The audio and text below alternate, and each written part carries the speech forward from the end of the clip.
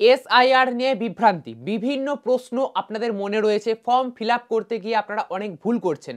Form fill up করতে গিয়ে ভুল করলে কিভাবে আপনারা নতুন ফর্ম পাবেন, যদি ফর্ম হারিয়ে যায় বা ছিঁড়ে যায় তাহলে আপনারা কি করবেন, কোন কালি দিয়ে ফর্ম ফিল আপ করবেন, কোন ভাষায় অর্থাৎ বাংলায় লিখবেন না ইংরেজিতে লিখবেন না হিন্দিতে লিখবেন, কোন ভাষায় ফর্মটা ফিল আপ করলে ভালো হয়, নির্বাচন কমিশন এই সমস্ত ব্যাপারে কি জানাচ্ছে, সমস্ত কিছুর উত্তর আজকের এই ভিডিওতে আমি আপনাদের দেব। তাই আজকের এই ভিডিওটা খুব ইম্পর্টেন্ট।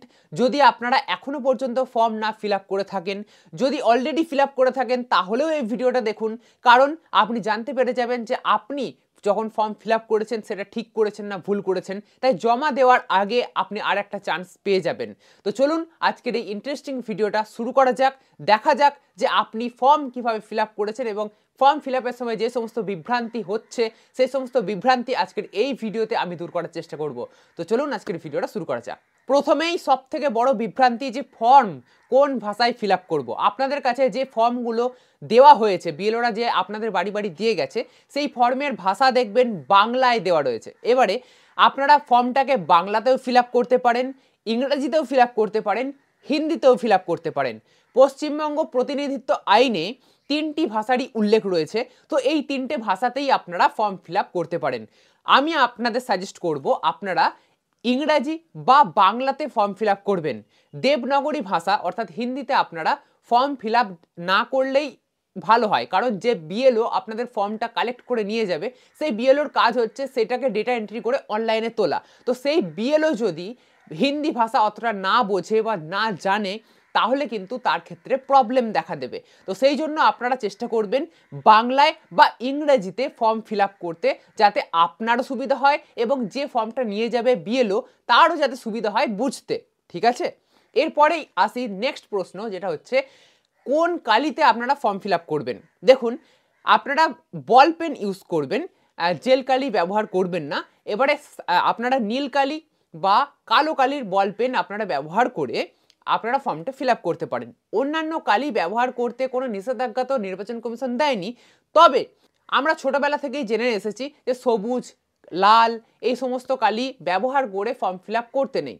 তো এই সমস্ত কালি থেকে বিরত থাকাই ভালো। আপনারা চেষ্টা করবেন কালো কালি বা নীল কালির বল পেন দিয়ে ফর্মটা ফিল আপ করা। বেশ, এর পরবর্তী প্রশ্ন হচ্ছে যদি ফর্ম ফিল আপ করতে গিয়ে কোনো কাটাকুটি হয়ে যায় বা একটা ঘরে যেটা লেখা দরকার আপনারা উল্টো কিছু লিখে ফেলেছেন, তো সেই জায়গাটা কাটতে হবে, তাহলে আপনারা কি করবেন। নির্বাচন কমিশন এই ব্যাপারে সাফ জানাচ্ছে যে আপনারা যদি ফর্ম ফিল আপ করতে গিয়ে কোনো ভুল করে ফেলেন তাহলে সিঙ্গেল একটা এরকম কাটা চিহ্ন দিন এবং তার নিচে আপনারা যে সঠিক ডিটেলস সেই সঠিক ডিটেলস পূরণ করুন। এতে কিন্তু কোনো প্রবলেম হবে না, এটা নির্বাচন কমিশন নিজেই জানাচ্ছে। যেহেতু এই ফর্মগুলো কোনো কম্পিউটার দেখবে না, মানুষ এই ফর্মগুলো যাচাই করবে, তাই একটু কাটাকুটি হলে কোনো সমস্যা হবে না। যদি প্রত্যেকটা অক্ষর প্রত্যেকটা সংখ্যা বোঝা যায় তাহলে কোনো সমস্যা হওয়ার কথা নয়, কারণ এই ফর্মগুলো বিএলওরাই দেখবে এবং বিএলওরাই ডেটা এন্ট্রি করে অনলাইনে তুলবে। তো বোঝা গেলেই সেই ফর্মগুলো কিন্তু গ্রাহ্য হবে।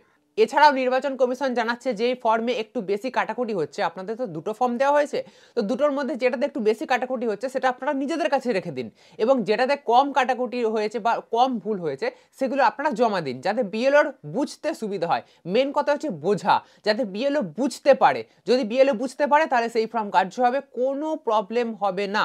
এছাড়া এর আগের দিন আমি একটা ভিডিওতে আমি আপনাদের বলেছি যে কিভাবে আপনারা একটা নতুন ফর্ম করবেন, কিভাবে এডিট করবেন, কিভাবে আপনারা সাদা কালি দেবেন, কি সমস্ত কিছু ডিটেলসে আমি আপনাদের জানিয়েছি। তো এই ভিডিওতে আর সেই সমস্ত ডিটেলস তুলে এনে এই ভিডিওটাকে ফালতু ফালতু লম্বা করছি না। এই ভিডিও ডিসক্রিপশন বক্সে আমি লিঙ্ক দিয়ে রাখবো, সেখান থেকে আপনারা ডাইরেক্ট সেই ভিডিওটাও দেখতে পারেন বা আমাদের চ্যানেলে গিয়েও সেই ভিডিওটা দেখতে পারেন যে ফর্ম ফিল আপে যদি আপনারা ভুল করে ফেলেন তাহলে আর চিন্তা নেই, আপনারা নতুন ফর্ম কিভাবে পাবেন বা নতুন ফর্ম নতুনভাবে কিভাবে ফিল আপ করবেন। বেশ, এরপরেই যে প্রশ্নটা আসছে সেটা হচ্ছে ফর্ম ফিল আপ করতে গিয়ে কাটাকুটি হওয়া একটা জিনিস আর ফর্ম হারিয়ে যাওয়া বা ছিঁড়ে যাওয়া আর একটা জিনিস। দেখুন, নির্বাচন কমিশন সাফ সাফ জানাচ্ছে যদি আপনাদের ফর্ম হারিয়ে যায় বা ছিঁড়ে যায় তাহলে অন্য কোনো ব্যবস্থা নেই আপনাদের আরও একটা ফর্ম দেওয়ার, কারণ এত এত কোটি কোটি মানুষের কিন্তু ফর্ম তাদের বাড়ি বাড়ি পৌঁছে গিয়েছে, তাদের আবার ডুপ্লিকেট ফর্ম বের করা কিন্তু অসম্ভব। তো সেই জন্য নির্বাচন কমিশন সাফ সাফ জানিয়েছে এই ফর্মগুলো আপনাদের কিন্তু সাবধানে রাখতে হবে।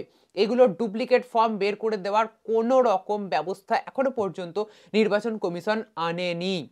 তাই ফর্ম ছিঁড়ে যাতে না যায়, যাতে হারিয়ে না যায়, সেই সমস্ত ব্যাপারে আপনাদের সাবধান থাকতে হবে।